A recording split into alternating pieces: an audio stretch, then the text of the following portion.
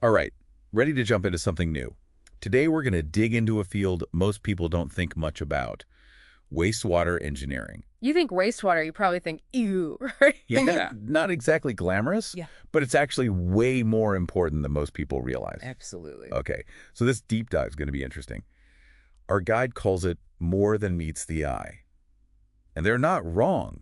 Wastewater engineering, it's not just about what goes down the drain. Right. No, not at all. It's about protecting our health, our environment, even how our cities work, really. Our cities work from wastewater. Yeah. Think about it. The whole system, the pipes, the treatment plants, wastewater engineers design and maintain all of that. So they're making sure wastewater is, what, collected somehow? Yeah. Collected, treated properly to get rid of all the pollutants. And then returned to the environment without causing harm. It's a big responsibility. Huge responsibility.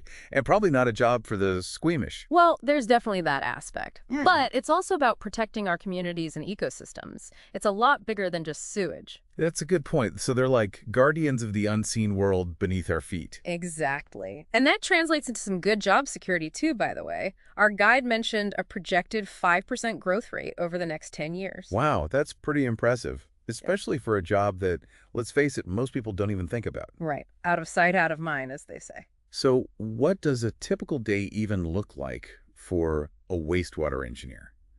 Is it all like waders and hard hats venturing into the sewers? Well, you might need those sometimes for site visits and inspections and such. Right. But there's a lot of office work too.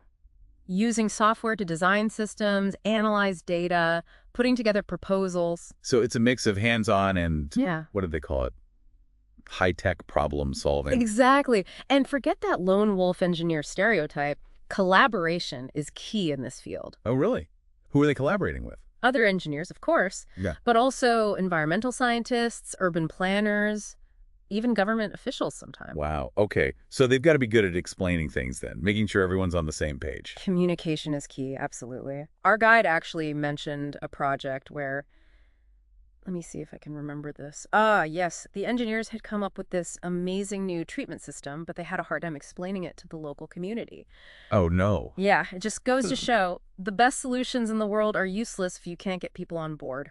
That's very true. Yeah. So it's about bridging that gap, Right. right? Between the technical world and, well, everyone else. Exactly. And then there's the technology side of things, which is constantly evolving. I was just about to ask about that. Smart sensors, real-time monitoring. This isn't your grandparents' sewage system anymore. It's amazing how technology is changing even the most, shall we say, essential but often overlooked fields. So for anyone listening who's now thinking, hey, this wastewater engineering thing actually sounds pretty important and even kind of cool, what kind of skills would they need to make a career out of it? Well, first and foremost, you gotta love science and engineering. We're talking about designing complex systems, analyzing environmental data, making sure everything runs smoothly, all that good stuff. So when you say love science and engineering, are we talking like hardcore engineering degrees? Oh yeah, definitely. Our guide mentions civil and environmental engineering as like the most common paths. Okay, makes sense. But it's not limited to just those two. I mean, there are other related fields like chemical engineering, mechanical, even geotechnical could be a good fit depending on what you're into. So there's room to like specialize within wastewater engineering. Exactly. It's kind of like choosing your own adventure. You know, instead of fighting dragons, you're tackling pollution. And protecting public health. Yeah. Which, let's be real, is way more important than slaying dragons. Way more important. And that's where those different engineering backgrounds come in handy. Like, let's say you're super interested in the actual treatment process, like how to remove specific pollutants. Okay, yeah. A background in chemical engineering would be super valuable for that. Because you'd be the expert on like the microscopic level, right? Right. Breaking down those pollutants, making sure the water that goes back into the environment is actually clean. Precisely. Or if you're more into the design aspect of it all, like those massive treatment plants, that's where mechanical engineering comes in. Oh, right. You'd be the one designing the systems that keep everything moving, using your knowledge of, what, pumps and pipes and all that. Exactly. It's pretty incredible, really. But it's not all about the technical stuff, though. Right, because you've got to work with people, too. Exactly. Our guide was actually really big on this point. Yeah, communication skills and teamwork, those are non-negotiables for wastewater engineers. These are huge, complex projects we're talking about, lots of collaboration. So you're not just working with other engineers, you're working with what, scientists and Scientists, government officials, even the public sometimes. the public? What do you mean?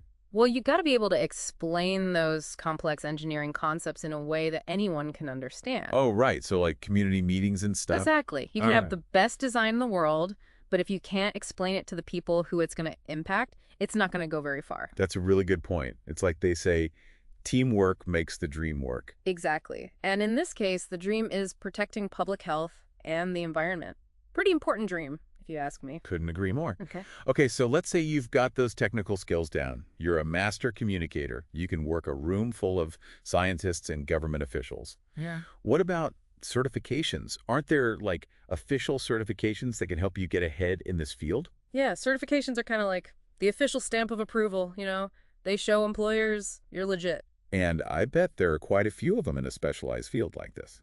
There are. Our guide mentioned the PE license for starters. PE. Yeah, professional engineer. It's a biggie, especially if you want to move into like senior roles or maybe even work as a consultant.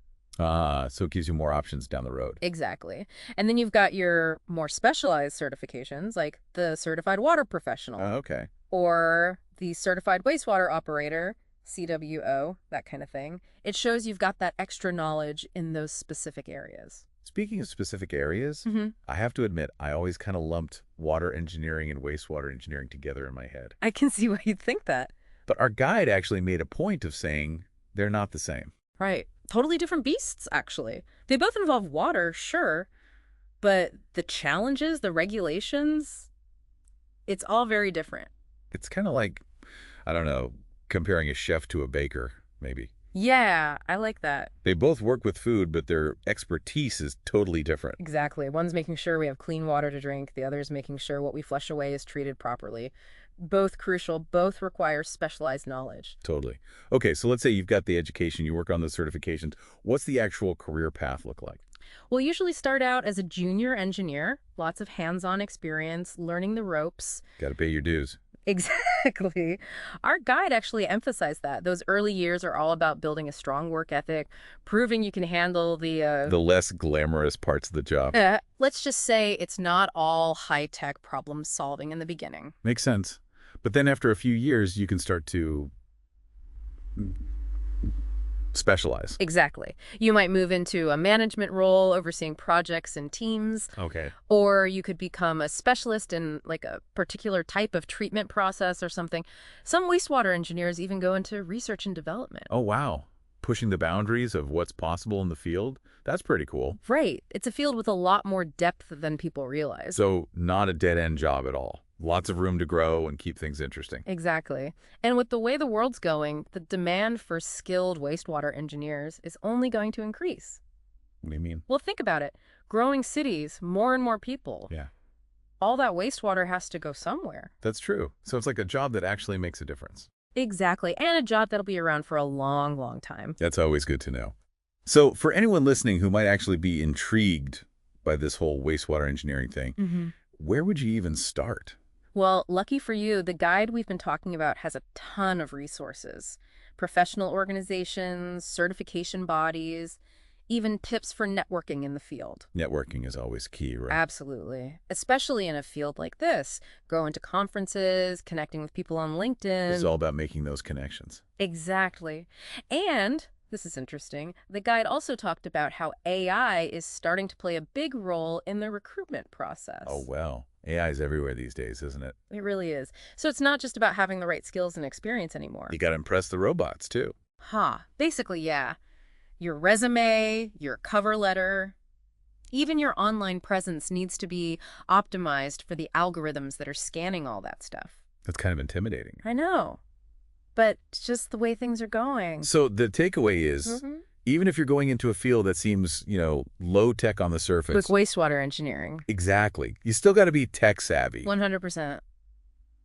Well, this has been fascinating and a little overwhelming, if I'm being honest. I hear you. It's a lot to take in. But seriously, who knew wastewater engineering could be this? Interesting. I know, right? It's one of those hidden heroes of our modern world. Keeps everything running smoothly behind the scenes. Literally. Well, I think we've all learned something today, and maybe even inspired a few future wastewater engineers out there. I That's it for today's deep dive. Thanks for joining us.